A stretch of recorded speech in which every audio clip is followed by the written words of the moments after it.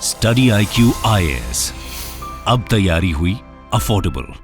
नमस्कार, मैं हूं आशीष। आप देख रहे हैं टाइम कैप्सूल और आज हम बात कर रहे हैं the difference between Tamilakam and Tamil Nadu. Tamil Nadu के गवर्नर RN रवि साहब, जो एक IPS ऑफिसर भी रह चुके, इंडिया के डेप्यूटी NSA भी रह चुके, नेशनल सिक्योरिटी एडवाइजर। इनका नाम नागा अकॉर्ड के साथ जोड़ा जाता है। नागा अकॉर्ड को ड्राफ्ट करने में इन्होंने बहुत बड़ी मदद की थी। In fact he was one of the India chief interlocutor on the side of Indian government. RN Ravi जब तमिलनाडु के गवर्नर कह रहे हैं या बन रहे हैं, वो ये कह रहे हैं कि तमिलनाडु का नाम तमिज़कम होना चाहिए, तमिलकम होना चाहिए, ना कि तमिलनाडु। नाडु जो शब्द है वो रीजन या कंट्री को स्पेसिफाई करता है। तमिल एक स्टेट है भारत के बीच में, कंट्री अपने आप में नहीं है। स्टालिन, जो M करुणानिधि के सक्सेसर भी हैं, DMK के टॉल लीडर भी हैं और प्रेजेंट चीफ मिनिस्टर भी हैं तमिलनाडु के, उनका ये मानना है कि गवर्नर साहब अपने ओवर ब्रीच में है, यानी कि अपने दिए हुए काम से आगे हस्तक्षेप कर रहे हैं and he is commenting out of turn. Hashtag go out Ravi was trending in Tamil Nadu. So ये प्रॉब्लम है क्या? What is these problems of words? These are historical words. ये हिस्टोरिकल वर्ड्स हैं और ये हिस्ट्री के कौन से पेजेस और कौन से बुक से आते हैं, ये काम है हमारा आपको बताना in time capsule. So going ahead with the idea where does the word Tamizhakam और तमिलकम फीचर। सबसे पहले ये फीचर करता है अशोकन इंस्क्रिप्शंस में। Although Ashokan inscriptions almost they are coterminous with the Sangam text, but Sangam text जो 300 BC से शुरू होकर BCE यानी कि BC बिफोर कॉमन एरा और कॉमन एरा CE तक जा रहा है, that is later on. Although ये कहा जाता है कि संगम टेक्स्ट 4000 साल पहले जो है लिखना शुरू हुए, पंपुहार में, मदुरई में, एक्सेट्रा, बट ये माइथोलॉजिकल बात है। Most of the historians agree कि 600-700 सालों में, स्टार्टिंग फ्रॉम 300 BCE से लेके 300 CE तक संगम टेक्स्ट लिखे गए, लेकिन अशोकन इंस्क्रिप्शंस में भी तमिलकम का मेंशन है। और पेरिप्लस ऑफ एथ्रियन सी जो सेंचुरी कॉमन सेंचुरी में आ रहे हैं, यानी कि 1st century AD, 2nd century AD में आ रहे हैं, राइटिंग्स के बारे में या रोमन ट्रेड के बारे में बताता है, वो भी तमिलकम के बारे में मेंशन करते हैं। So this is what we have to say about the coming up of the word Tamilakam. Before I explain it further, I would like to take few minutes, just few seconds for those who are preparing, for those students who are looking out to prepare for UPSC 2024. If you are worried about your foundation, अगर आपको लगता है कि आपको आपकी foundation के लिए classes चाहिए, if you are starting out from the scratch, NCERT's problem है, बेसिक पॉलिटी के बुक्स प्रॉब्लम है, geography, economics, and of course my subject history, look no further. We guarantee you quality along with affordability. This is our motto. Use the code ASHLIVE. You can use it and avail attractive discounts. In fact, ये discounts शायद मुझे नहीं लगता कि इससे ज़्यादा कम rates में, competitive rates में हम आपको प्रेरित करते हैं in order to qualify for the examinations. अगर आपकी प्रबल इच्छा है, दृढ़ इच्छा है अपना नाम फाइनल लिस्ट में देखने के लिए, हम आपके साथ तैयार खड़े हैं। Waste no time, use the code ASHLIVE. Coming back to the story, Ashokan inscriptions mention करते हैं the second major rock edict of Ashoka. अपने रॉक एडिक्ट में मेंशन करते हैं कि चेला, चोरा, पांड्यास जो है वो सदर्न पेरीफेरी में रह रहे हैं, और साथ ही साथ सत्यपुत्रास, जिसको चेरा या केरला पुत्रास भी कहा जाता है। और वो ये कहते हैं कि देखिए तमिलकम वो लैंड है, राइट, जहाँ पे चेरा, चोरा, पांड्यास तीनों एरियाज जो रह रहे हैं। If you will see this the map out there, कि ये इनके एम्बलम्स थे, राइट। पांड्या का मीन एम्बलम यानी कि फिश का एम्बलम है, चोलास का टाइगर एम्बलम है, चेरास का बो एंड एरो एम्बलम है। And Ashoka says that all of them are in the land of Tamilakam. Ashoka also does mention about another Greek king, Antiochus II. The language is of course Prakrit, but the script is Brahmi. और ये मैं आपको वो script दिखा रहा हूँ. This is one of the pillar edicts of Ashoka. इसके बाद if you talk other than this time period, हम बात कर रहे हैं संगम टेक्स्ट की. पर्टिकुलरली संगम टेक्स्ट स्वोर करते हैं, लिटरली जो लोग तमिलकम वर्ड यूज करते हैं वो संगम टेक्स्ट की कसमें खाते हैं दैट संगम टेक्स्ट से हमने ये वर्ड्स लिया है. Now what does Sangam text tells us about? There are 3 text particularly out of the corpus of Sangam text. Sangam text अपने आप में बहुत बड़ा है, जो 300 BCE से लेके 300 CE तक लिखा गया, नहीं बिफोर कॉमन एरा से लेके कॉमन एरा तक लगभग 600 साल के टाइम पीरियड में ये लिखा गया। हालांकि माइथोलॉजी ये कहती है कि संगम टेक्स्ट 4000 साल पहले कंपाइल किए गए in the kingdom of Pandyas, but nevertheless these are part of faith. But what history tells us कि ये 600 साल तक कंपाइल किए गए from the time period of 300 BC।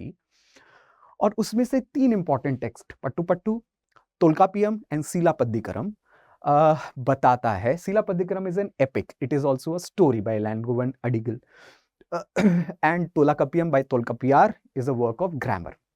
और ये सब बात करते हैं तमिलकम की।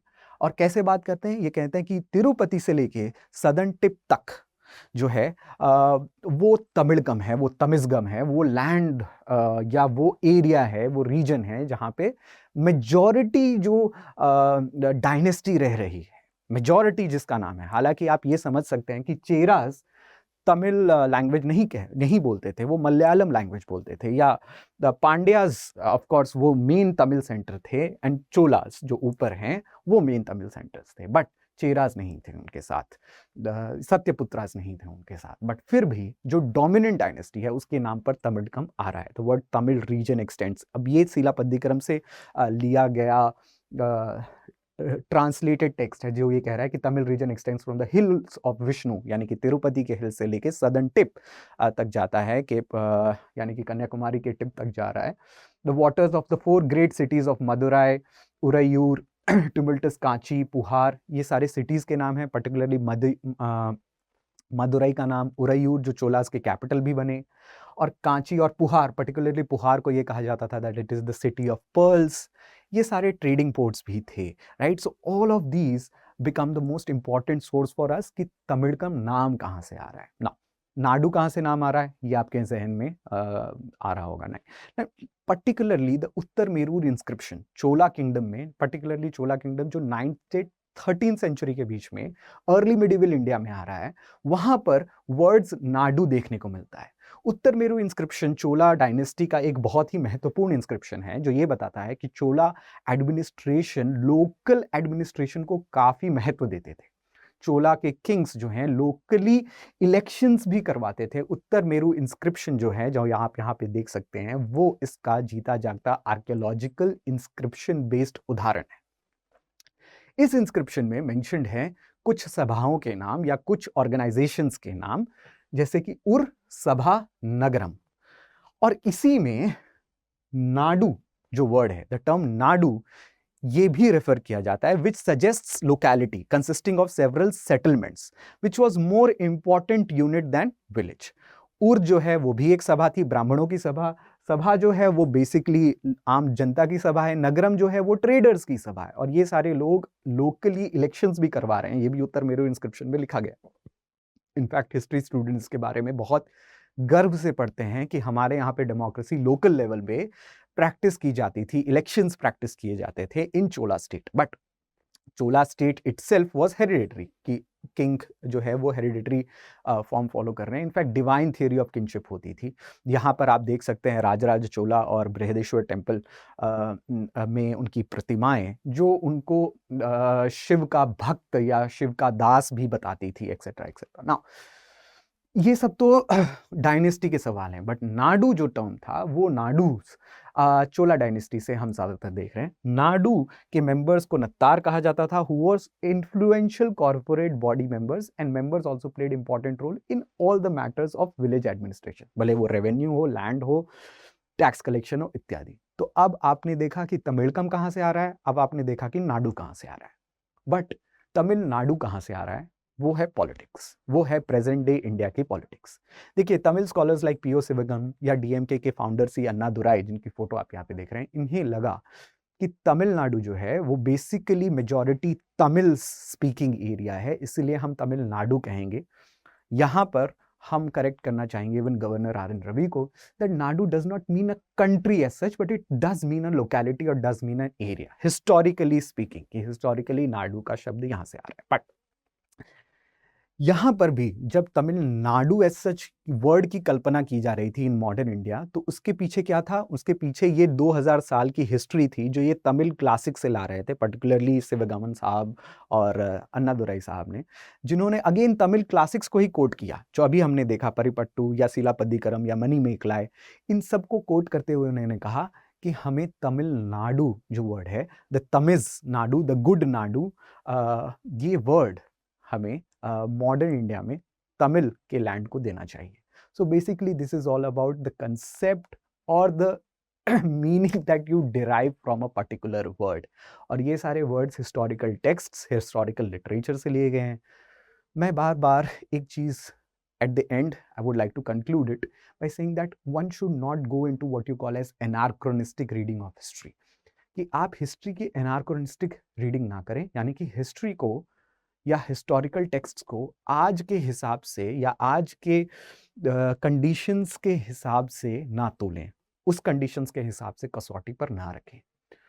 हिस्टोरिकल टेक्स्ट्स या हिस्टोरिकल मीनिंग्स को उन्हीं कंडीशन के हिसाब से तोलें जहां पर वो खड़े हो रहे थे। सो फॉर एग्जाम्पल, मैं नहीं कह सकता हूँ कि एक ज़माने में दिल्ली से आगरा जाने के लिए 2 दिन लगते थे और आज दिल्ली से आगरा जाने के लिए 2 घंटे लग रहे हैं। So obviously state during the time of Mughals या state during the time of the ancient India capture करना बहुत टफ होता होगा, क्योंकि मोबिलिटी उतनी स्ट्रांग नहीं थी। लेकिन आज की डायनेस्टीज या आज के माफ करिएगा, या आज के मॉडर्न स्टेट्स ऐसा कर सकते हैं। हमारी स्टेट काफ़ी कॉम्प्लेक्स है, आर्मीज जो हैं वो 2 घंटे में यहाँ से वहाँ मूव कर सकती है। तो आज की मॉडर्न स्टेट्स को कल की मॉडर्न डायनेस्टीज या उस जमाने की एंशिएंट डायनेस्टी से कंपेयर ना किया जाए। The words have their own meaning in their own context. This is what we want to say with this controversy. Again we are ending with invocation to our students, our prospective students जो हमें join करना चाहते हैं, please look forward for the foundation batch GS second. It is starting on 20th of Jan. So don't waste any time. अगर आपको लगता है that you are ready for that challenge, we are there with you. And अगर हम ready हैं, आप ready हैं, of course, we can see through it. So use the code ASHLIVE, avail attractive discounts. You are watching Time Capsule. Thank you. Study IQ IAS. अब तैयारी हुई affordable.